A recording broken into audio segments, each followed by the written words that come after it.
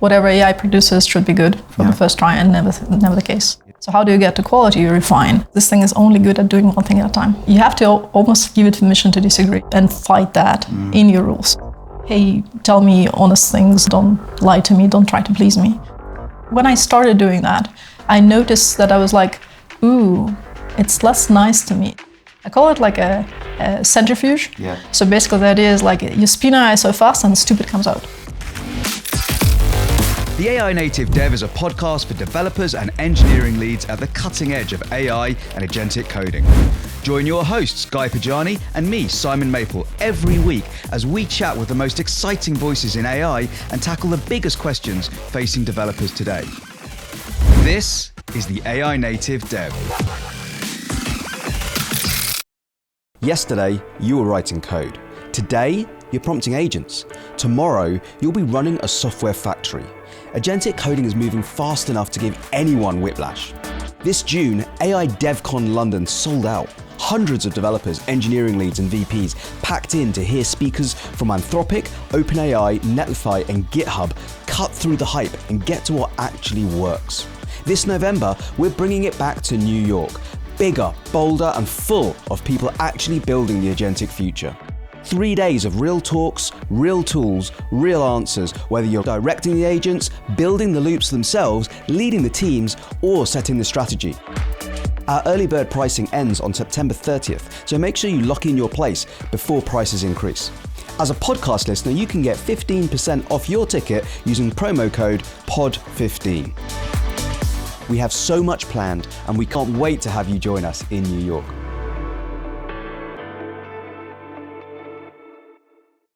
Hello and welcome to another episode of the AI Native Dev, and we are shooting here on location in San Francisco. We actually wanted to have a session with Lada Kesseler a number of times actually, and we tried to schedule it a number of times, and then we bumped into each other in San Francisco at AI Engineer in San Francisco, and so we thought, hey, why don't we just do this in person? So welcome to the podcast, Lada. How are you? Doing great. Thank you so much for having me. Oh, it's an absolute pleasure.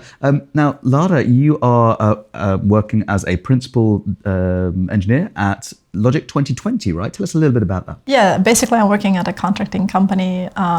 It's kind of a niche one, but nowadays we're all over the US, and I get to go do a lot of various things. Right now I'm trying to do everything in my power to make sure that they are about AI. Yeah, amazing. And you, of course, gave a session at AI Native Dev. Which one was that? That was in New York last year, wasn't it? In November last year. Really loved by all of our attendees, and you got some super high scores. I remember I was chatting with Patrick afterwards, and he was like, "We have to get Lada back. We have to get Lada back." So yeah, we'll see what we can do for this year. But it's wonderful to have you on the podcast. And by the way, today is the 1st of July. It's currently 10 a.m., just gone 10 past 10 in San Francisco, and England are playing live. And they're playing so poorly. It's actually 1-0 to Congo DR right now. They're playing so poorly. We thought, let's not watch the second half here. Let's have a podcast. That'll be more interesting. But we'll keep you up to date on scores as we go. You're still watching though. Well, we have the kind of score there, but we're not watching the game. That would be rude. So tell us a little bit about your involvement with AI. How are you using AI today in your day-to-day or your hobby work? Pretty much completely at this point. Oh, really? Right? Yeah, not just software development. So I do pretty much everything with AI, or the majority of things I do with AI. So like it starts with code, obviously, and then I do a lot of code that, like the systems I code have potentially some agents in there as well, but not always.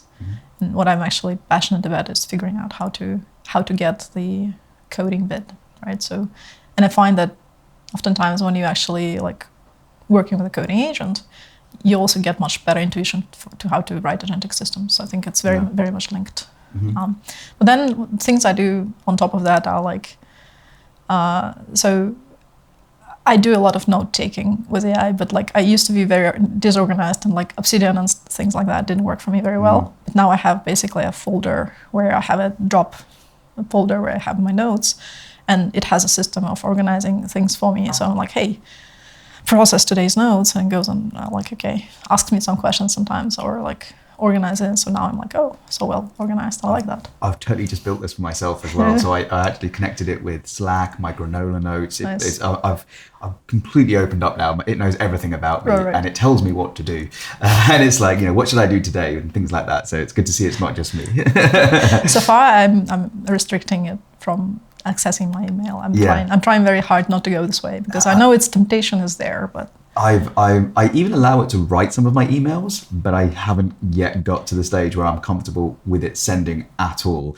And when it does write my emails, I tell it what I want to write, and it just words it for me, and then I go into that and kind of like adapt. But it's curious the path that we're all on here, and how much we're relying on this to almost be our. We initially kind of like focus on the code that we review very heavily, and we're probably going to see exactly the same levels of validation and verification in the way that we present ourselves as well. So if I write an email, that's me talking to someone else, and they're expecting that email to come from me. Right. And so I want that to be validated to make sure it's not just AI slop that's being sent. Otherwise, it's making it's giving me a bad reputation by me sending shocking content to someone else that it's almost rude for me to expect someone else to read some AI slop that I've generated. It's very rude.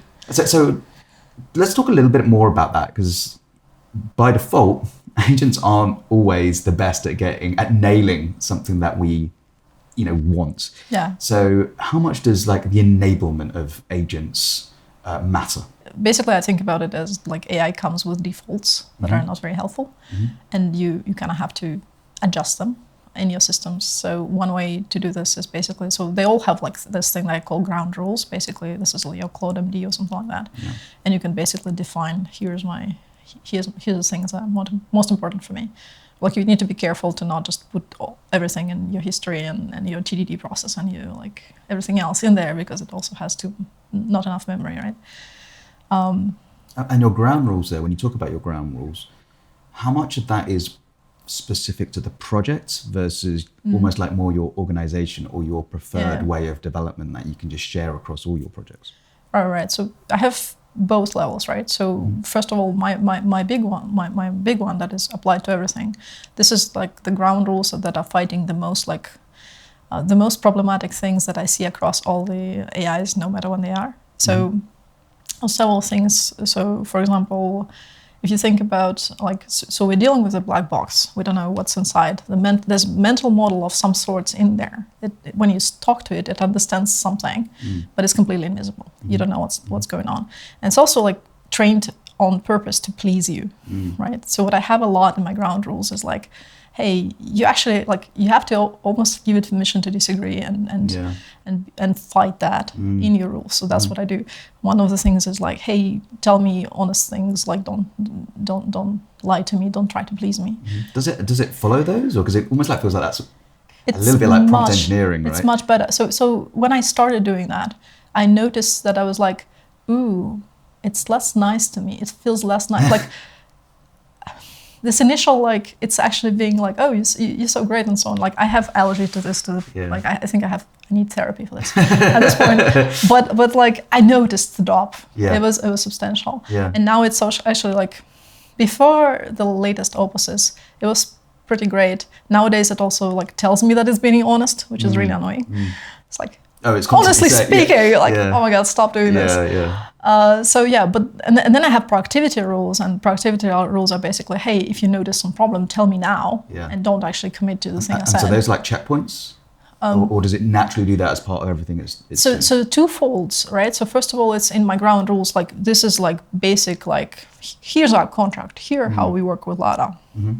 And also I have to reinforce it, or I have to do checklists when I do the work on time. Yeah. And I kind of feel like I need both layers. Okay. Depending on the size of context, this second thing helps a lot as well. And where do you put all that? Did you mention you put that in your Claude MD, or that's the ground rules, the basic ground rules are in Claude MD in the user level every time for everything. Yeah. But my Claude MD, I know every line there. It's 72 lines, and I'm very careful about how much stuff in there. Yeah. Right. And then unlike system prompts, it feels like Anthropic just puts a lot of things in the system prompts. It's a bit not great. But I also have things on I slash commands when we just invoke in time. Yeah. Right. I sometimes have some things on the project level, but I'm careful what I put there again. And I'm more here's a menu of what you have, and then here's where you discover more. It's almost skill-like, right? Somewhat, something like that. And then it's more of a progressive disclosure. In terms of skills, what kind of skills do you feel like you rely on most heavily in your day-to-day engineering? TDD, I think, is the biggest TDD, one. Okay. So why is TDD not? TDD is presumably a one-liner in your Claude MD, and then it isn't. So no, it's a skill right now. It's a skill. It used to be a slash command. Yeah. So many people are saying, "Oh, TDD doesn't work with AI." Yeah. And the way when I ask like how are you holding it, and they're like, "Oh, we just tell it to TDD and it doesn't because it it doesn't work, right?" Yeah. What works really well is like what I have is basically a process. Hey, do this, then do this, and do this. And basically, how I got to it is I basically TDD'd with it for like a session, and then I was like, hey, record everything we just did. And so I micromanaged it at first, and then record everything they had. Now I have it outside. Now I say, hey, clear session, let's TDD, and I watch everything where it messes up, and I correct. So you ask it to TDD. I asked to TDD. Okay, so I was expecting a one-liner in your Claude MD that says make sure you always follow the TDD rules, and then a skill that explains the TDD rules. But if you're explicitly invoking it to do TDD, you're kind of in control. No, it's a little bit of both. So I have basically I have some rules about code, but not too much in my main thing. I mostly I like simple things. If you can do things more simply, prefer that. We prefer that to hacky solutions and stuff like that. But with TDD, basically, I have a skill, right? And the skill basically has this little front matter at the top, right? And that's the thing actually that's written for the agent for it to know when to invoke it. And the whole point is like, unlike the old MCPs that just shoved all the instructions for itself in your context and just garbaged it completely, you have just this little thing over there, and then the agent sees this, they're like, oh, I have a TDD skill. I'm supposed to do it every time I write code. Oh, so basically I have that. And that's what makes it automatically do TDD. That's right, that's the activation, right? And that's the bit, I think the description is the piece that most developers, when they look at a description, they think it's almost like, that's for humans. Yes, and I'll just and write it's a very absolutely not for lightweight, humans. they'll write a very lightweight description, and they completely mess up how that skill then gets activated. Exactly. So that's how the agent determines whether it should use that skill or not. Exactly. And when you have many skills, it's also there to help the agent decide. And if they're very generic, then they're going to overlap so much. Precisely. The agent's got no chance. Precisely. That's why I have like a skill factory basically that focuses on that explicitly, because I find that Anthropic default one doesn't work very well. Yep. So I see like many lines in front matter. It produces like all this kind of stuff. It feels like it's not it's not good. So I basically have like one of the processes in the skill factory is like, hey, iterate over this, and in this context, like this is what it's supposed to be like, and try many times and like go into that direction. Is it good enough? And then it shows it to you, and it's usually much better than the defaults. Nice. So it's just an iterative way of making sure it's concise. I call it sync into a file. So basically this is a refinement loop. This is just super powerful. So the process goes like this. You basically have a goal, some goal with AI, doesn't matter what.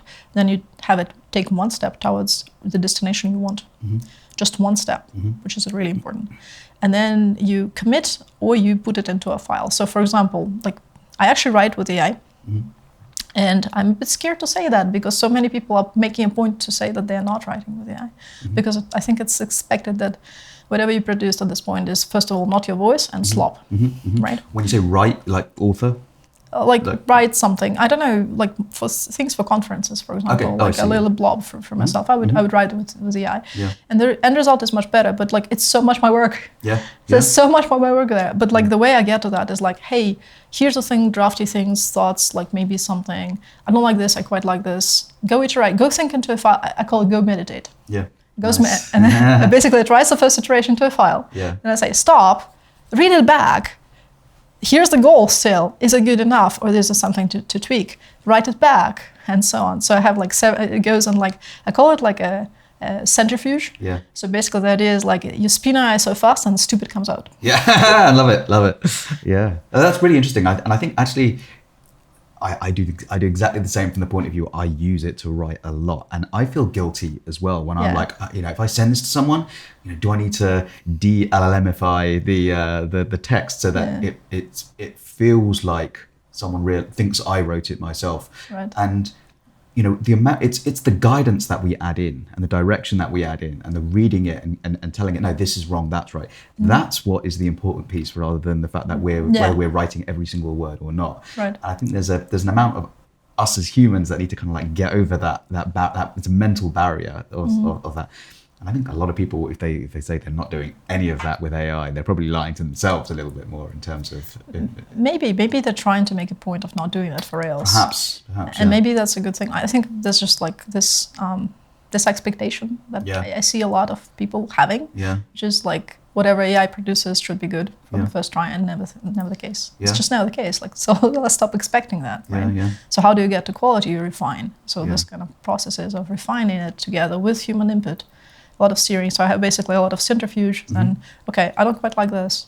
This doesn't sound quite right. Go meditate again, and so on. And after like 5 loops of that, I'm at a place where it actually sounds much more like me than I would have done it myself, I think. I can hear in Tom's head right now. He's thinking, how do I put Simon into a centrifuge right now to get the stupid out of him? But that's another question. But let's talk a little bit about, in order to get the best out of AI, it's super important to understand the problems. Right. Understanding the problems and working around those problems, or circumventing those problems, will help us get that better solution. So when we think, let's think more about coding now. What would you say are the most common problems in and around coding agents that we should understand better, so that we can actually produce a better output? I think there's twofold. So I think, so going a little bit back to what we discussed about like the problems with AI. So there's some problems with AI, and I find that there's some problems with mental expectations of people around how AI is supposed to work. So like a lot of things I see right now, like especially new people, when they come into it, they're like, there's ground rules. I'm just gonna put everything I care about there. So let's just put my TDD process. Let's just put all my like best practices and do this and make sure not to screw up and make no mistakes and do this. So thing is that thing doesn't work this way in practice. Like I'm not training models, so I actually am getting more and more curious about how they work internally. But it feels like they have a concept of attention, and that's probably the biggest thing that I see people not understanding. So even like yesterday, that was an interesting, really, really good talk from Human Layer. 2 talks from Human Layer. I really like them both. And one of the things that I was disagreeing with was that the person was like, Dax, not the person. He was like, if AI knew how to write good code, it would have done it. And I think that's so wrong. Because what I see a lot is basically, so people are trying to say, hey, write me, do this task for me. First of all, this is a task. And also uphold my standards. And they add a lot of things on top here. So in my experience, that doesn't work. And I think why it doesn't work is because this thing is only good at doing one thing at a time. So you can't expect to just enforce your standards like this way. So what you do instead, that works amazingly well. And like he's something that he knows so much about this, like right? But he's like, if AI knew how to write good code, it would have done it. Thing is, if you go and ask AI after it read something to find all the problems with it, it will. And if you go into different directions, you can get so much better, like reports about what's wrong, and you get it to fix it there. But you don't do it in one go. You do it in many goes. This resonates so much. Right. It actually reminds me that, so this week we actually launched Tesla Agent. And I'll mention this for one reason, that there's a really cool thing that I love called verifiers in Tesla Agent. Yes. And you can use Tesla Agent to kind of like kick off code reviews. We have a basic, well not basic, it's a reasonable code review in there as well. And so you can use it to kick off your code review. Now in your code review, you might have 100 things that you're trying to check for. And if you say go and do a code review, it'll do a reasonable job. But you won't. Yeah, exactly. If you look through every single piece, you might think, oh, actually, you didn't do this. Whereas if I was to say to an agent, just do that, it will do it, and it will do it well. Now, a verifier is very interesting because it takes a very specific thing and sometimes triggers deterministically on various files. Like I need a front-end file to do this on, or whatever. Right. And it will say, can you verify that you're adhering to these standards? And maybe it even points to the standards in the skill. and it will go back and it will do that. Yes. And when you have each of those verifiers that are all doing that, you actually get a far, far better result, and it's faster as well. Yes. Because it's the verifiers are, like I say, deterministically triggered, and they run very short kind of like processes. Really, really interesting. That really backs up what you're kind of saying. That's like very similar experiences. Right. I think I'm going in a similar direction with friends. Like we're doing something similar. So we have deterministic triggers that detect some code smells, like long method or dead code. Yep. And then it triggers something, and then that thing can be pluggable. So it can be like, hey, plug an agent to that to be like, hey, here's a prompt to do this for long methods. Here's a long method, let's make it better. And here's how recipes. So one focused do this, or it may be invoking a linter or a formatter even, right? So I'm trying to do as much automation there as possible as well. But and focus I think is a big one. Focus is that, absolutely. Yeah. Let's now maybe turn more practical. And if we think about various kind of methods of writing software, before AI as well, this was potentially a problem. We would, even by myself at times would just think, oh yeah, I know what I'm doing here, and I'll just knock out as many lines of code and say, here's the app. I didn't even need to think about it. And sometimes that works. Right. Now with agents, we can do that like that. We can do it very, very fast and just say, this is what I want, just go and do it. But in larger systems, maybe we need to think about that a little bit more. Maybe we need to plan it and architect it. And I know you do a little bit of architecture in your role as well. You play with architecture as well as engineering. So what's the right process as an engineer to approach a larger, more complex task? Do we just go to the agent and do like a rapidly developed application first, prototype, then do architecture? Should we whiteboard first? What's the approach you use? It depends so much on what's going on, right? And how much I understand the problem is the biggest thing here, biggest variety, like what would I actually do. So for established projects, I would usually go talk to AI and like prototype think together. So there's a whole prototyping session before, and then I tend to... In plan mode thinking together, or just like knocking an app out and learning through? It's a lot of back and forth, and I asked it to produce me artifacts. So like I really like HTML right now. So it produced me HTML artifacts, and I can comment on each individual one, and then I can send all of that feedback to the agent, and it's much easier. It's like a whiteboard a little bit. So more and more I want this whiteboard with agent, and I'm trying to build one as well. But like that works pretty well on the established thing that all things that I understand. I also have another process entirely for the things I don't understand, because I find sometimes like, oh, we're trying to do this thing. Neither the person I'm doing it with nor me have a good understanding of the problem space yet. So let's not even just go coding at all, because like if you start coding, you're like overcommitting to a specific path, just this one, and you're blind to the others varieties, and you're so focused on solutioning early on that you like forget about like what are you actually trying to do, and maybe there's a better solution over here. Maybe it's a completely different solution that wants to come out, but you're not looking at the problem yet. So I see so many people looking at jumping into solutioning before thinking through the problem. So one thing I do with some people that's pretty fun is like, I call it basically like a sketch prototype. Like, I don't know, it's marked down. Basically, I take my code and I replace it with an agent. In no way put it into production, please, ever.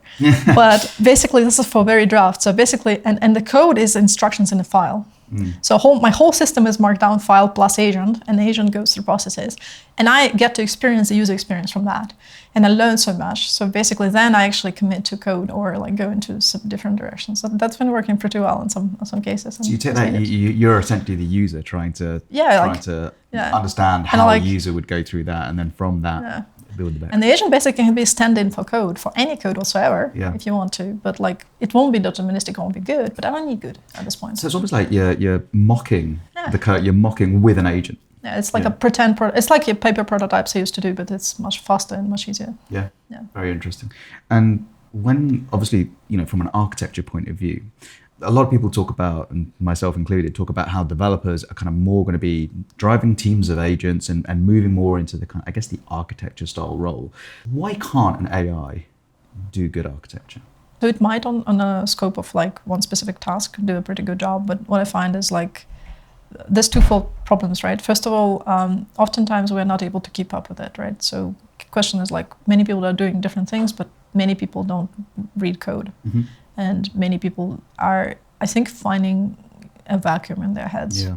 Like where there used to be a problem and solution space, there's now nothing. Yeah. But I know that if you just let something happen, it will probably degrade. You know, we live in the universe where entropy is a thing. So, and AI kind of does a decent job maybe if you do the iteration on one task, but then it can't hold everything in his brain. It can't do all the things all at once, right? Like we discussed, right? So maybe you can iterate, and like I haven't figured this out with AI definitely. So, but maybe you can like run several iteration loops and think about this, think about that on this level, and you have to do it on different levels of architecture, right? You can't just do it on one. Yeah. Even like on this scope, it's too much.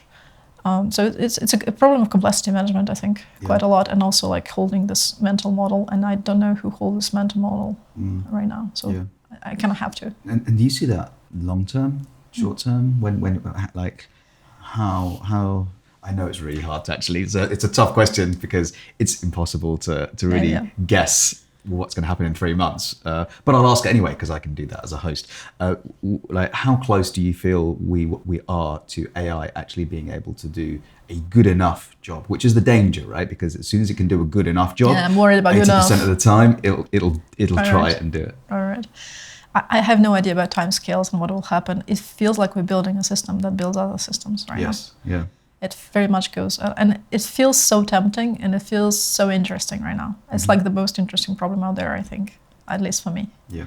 To build that system, and like, can I bake my engineering practices into that system so it does all that stuff for me? So I actually build things, but on a high level. I think that was an allure that like people were trying to get to for a long time. I think it's actually might be reachable. I don't know if it's reachable. So there's some problems that I think are unsolved right now. Will they be solved? Maybe. Yeah. Especially if we find something else that works much better and can actually learn as we go. Hey everyone, hope you're enjoying the episode so far. Our team is working really hard behind the scenes to bring you the best guests so we can have the most informative conversations about agentic development. Whether that's talking about the latest tools, the most efficient workflows, or defining best practices. But for whatever reason, many of you have yet to subscribe to the channel. If you're enjoying the podcast and want us to continue to bring you the very best content, please do us a favor and hit that subscribe button. It really does make a difference and lets us continue to improve the quality of our guests and build an even better product for you. All right, back to the episode. So, a quick game update. Harry Kane just scored in the 75th minute, so it's 1-1. England still have a chance. Go England. Let's get back to practical matters. Let's talk about maybe some other tips of what you think developers should be doing, could be doing, that they tend not to naturally do in their agentic coding. Right. I think what I see a lot of people are like, I think it sounds like a conversation, like you're having a conversation, so you kind of behave like in a conversation. So like it asks you a question and you're like, oh yeah, sure, let me answer you, AI. And I feel like many people are not thinking high level and like, hey, you don't have to actually go where it asks you to go. You actually can steer quite a lot. So I call it reverse direction. You basically decide, like you're the decider here. You don't have to uphold. And also if you don't like something that the AI does, like it gives you a list of like 10 questions and some people sit there and answer every one of them. This is so painful. Don't, like one at once, or HTML with all the files much easier. So that's kind of steering. Another thing I see people not doing is like using it almost like instrument of vision, I find, because like what I do with it a lot is, I was just at Craft, a conference, and Gojko Adzic, I hope I didn't murder his name horribly just now, but he has an amazing talk, and one of the points that he was making, it's much easier to complain than to explain what you want. So like seeing something helps you understand what you want, and it's just much easier. So like have it show you something, and then it's much easier to see what you're not like. You get more ideas. You can borrow different ideas, combine them, and you can go into a different direction entirely. But just doing that, and a lot of it is like, I think about it as like, imagine I'm at a crossroad with many paths before me. Right now they're invisible to me, but AI can make them visible to me at zero cost. Yeah. like show me all alternatives that are in front of me. One thing that I really like is like when you have a choice that you have to make, give me a choice. Like choose yourself. Show me with a little emoji, like I have a star emoji. This is a chosen option, very succinctly. And then choose me the paths that are not taken. Yeah. Very nice. Yeah. I was doing it for a long time kind of manually, but then Arlo Belshi showed me this trick that he's doing it at one move. So basically this is like 4 patterns at least applied all together. And then I can basically like, oh, this is the decisions before me.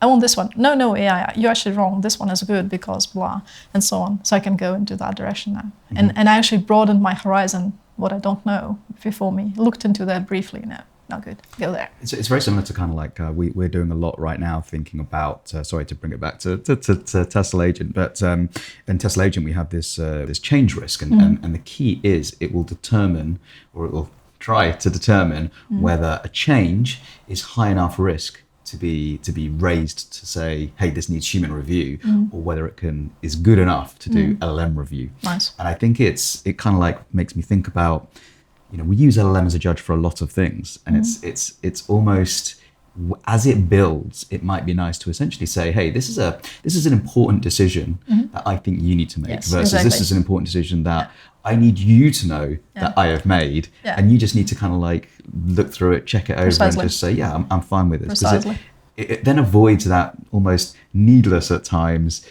back and forth, and that too much interaction. Yeah, exactly. So I run into this a lot as well. So like a lot of my conversation have started to seem like the same thing, right? So what I have like a defaults, right? So like my default technology stack is this. Let's just do all of that every time. Let's not just decide it every time. Yeah. Right. And also like when you say AI review versus human review, like why not both, right? Yeah. So absolutely get AI to spin all the stupid out and then do human. And make sure that the AI positions it in a way that's easy for human to follow, because it's not easy right now. So in that case, is there almost like do you feel an overload of review? Yeah, absolutely. Or do you almost like feel I don't let myself to go there, right? Yeah. I don't let it. So what I do is basically, there's 2 folds. I think it's important to be able to answer a question. To me, it's important. Does my system work, right? And for that, first of all, I have tests. I have tests on 2 levels. I have BDD tests, I have TDD tests, right? TDD tests are for agent. This is a cross-check against reality. So this is not letting it go too far from reality. And it also is helping in, first of all, it produces pretty good code. Surprisingly so. Like I would love to go there a little bit further about that. And then it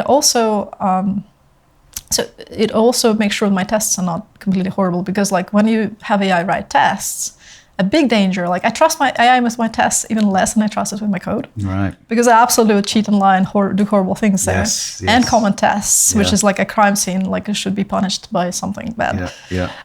So okay, I have this TDD stuff. This is for agent mostly, and for code quality and so on, and check against reality. And then I have BDD tests. They're about, does my system work, right? And I want them high level. I don't want them I don't even want them on Cucumber level, because Cucumber feels too detailed for me. So what I do a lot is like I write BDD level tests. I basically write like a little whiteboardy domain language. So like, how do I think about this problem? Make it extremely scannable, so I can look at my tests. Are they complete? And I see things like, depends on the domain, but like if I do API, I see here's my API, here's what happened, that's what API returned, for example. And it's all like a bunch of tests like this. Or if it's like more visual, like it's a game, so somebody made this move, this is what happened. So I want to see that, and I want to make sure that this is not something that agent can edit very easily. But this internal stuff, he can edit as much as it can. And your BDD style tests, is that kind of, does it use a similar Gherkin style approach? No. I use a pro test pretty much. Is it deterministic? No, absolutely. So you can rely. So even when you read it, you can rely that those tests aren't going to be online to me. Absolutely, that's crucial, right? Yeah, that's crucial. I use a approval test for that. Basically, this is like a good technique to know for kind of legacy code. If you're trying to pin the behavior, you basically can be like, hey, what does this thing return when I do this? And it outputs, and you say, oh yeah, looks good. This is golden standard, so approval test. You approve this. There's a little bit of risk to that. You need to be careful what you're approving. But basically, you can pin your whole system, and then you can refactor inside.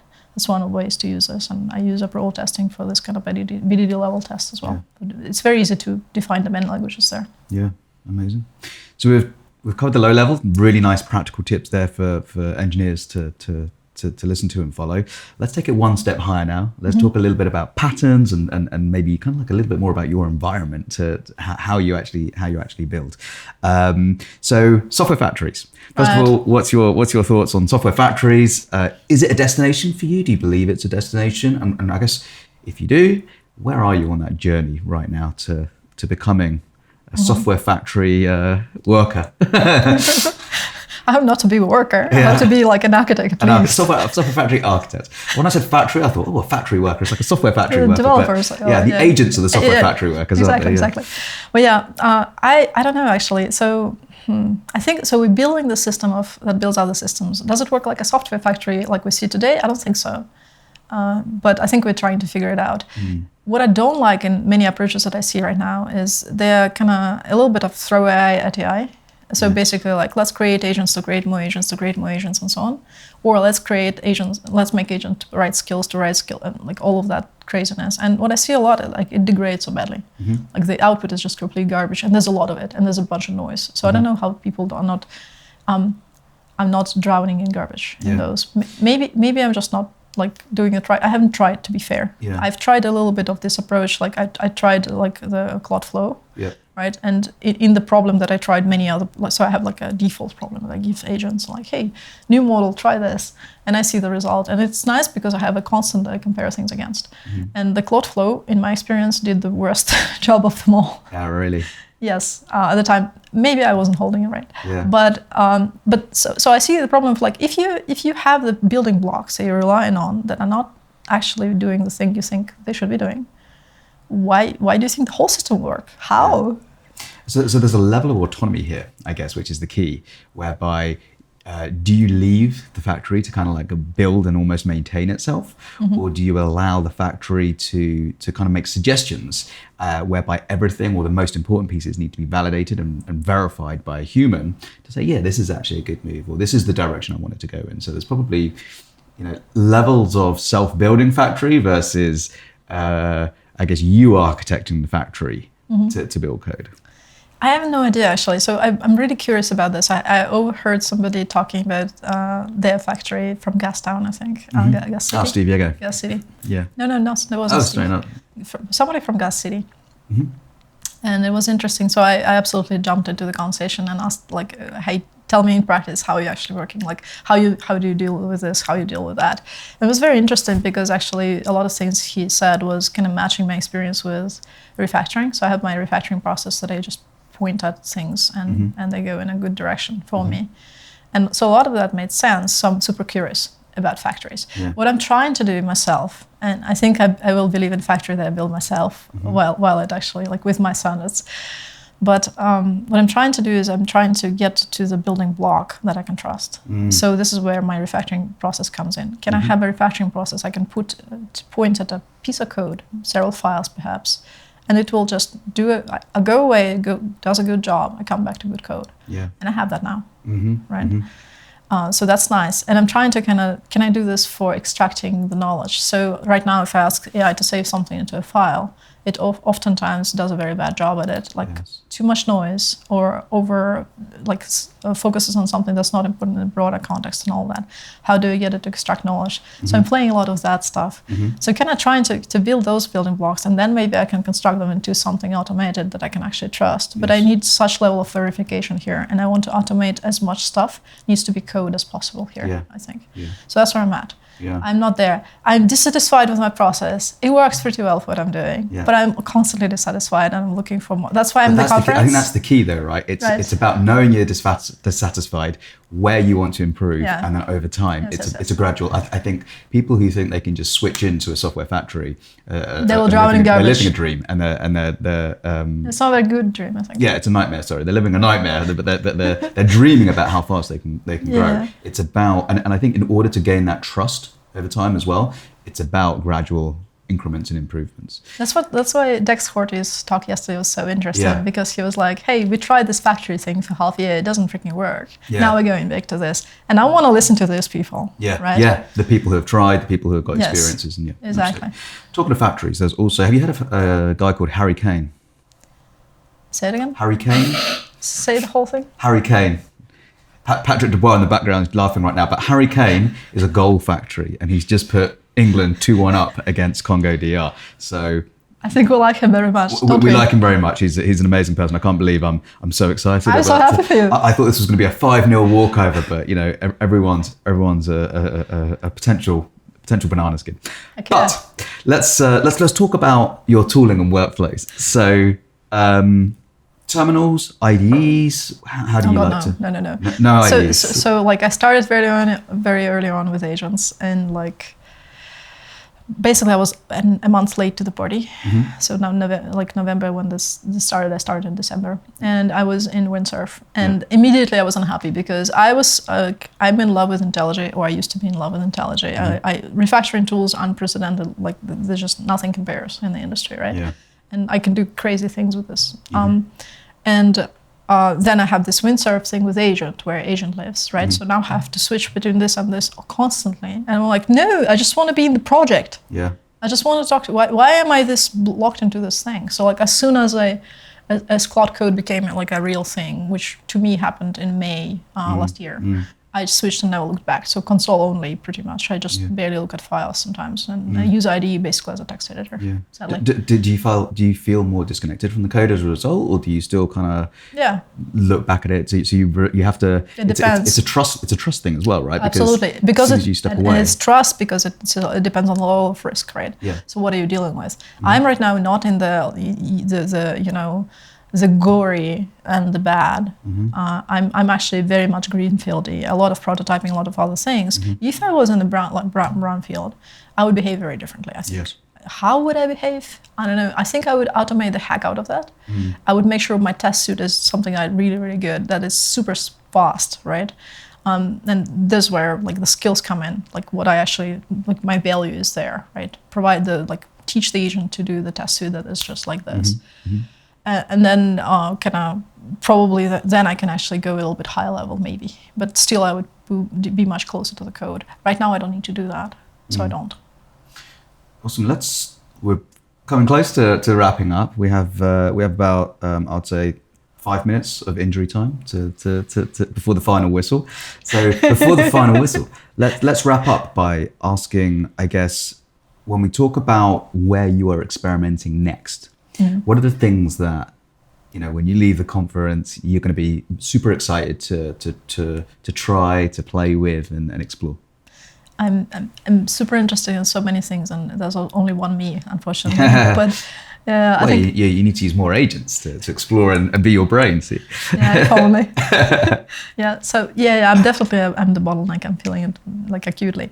But one of the things I really want to understand is how people doing loops, and how am I doing, like how do I do loops better? Because I'm doing loops a lot, but like I think I'm doing it differently than people are doing. So I'm very curious to just be exposed to a lot of like different ways of doing things and trying them out.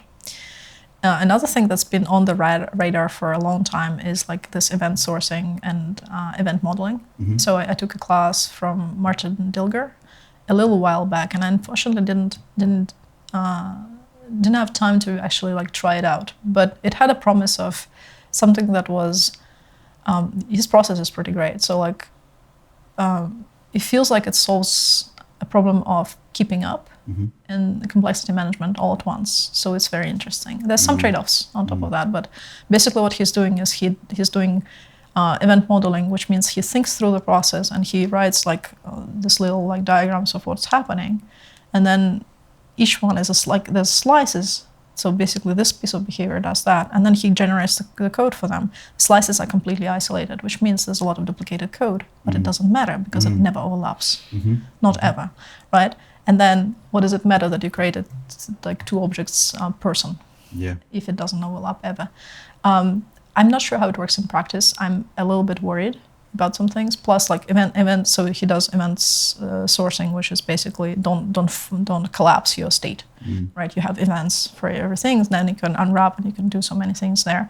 So then you have views, basically for everything that UI needs, which is kind of constructed aggregation views, and also very many of those. So this like very many of those, and which looks like code duplication worries me, but I want to try it and see, because he seems to be very happy, and I think he's solved basically, from what he says, it feels like that solves a lot of problems. So I'm gonna try it out as well.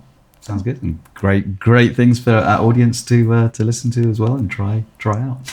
Lada, this has been wonderful. Thank you very much. I'm so glad we managed to do this in person. Thank you so much for sharing all your insights and your ways of working with our audience. Been a pleasure chatting. Very much appreciated. Thanks so much. I'm so happy that England won. I know, full time is almost upon us all. So that's great. Thank you so much. Fantastic. Thank you. Wonderful. I hope you enjoyed that conversation. Really lovely insights. And tune in to the next episode soon. Bye for now. The AI Native Dev is brought to you by Tessel, the package manager for skills and context. Your hosts are Guy Pajani and me, Simon Maple. Our producer is Tom Dowler. The AI Native Dev is not just a podcast, it's a community, and we host monthly meetups at the Tessel offices in central London. Visit tessel.io/community to learn more, and I hope to see you there.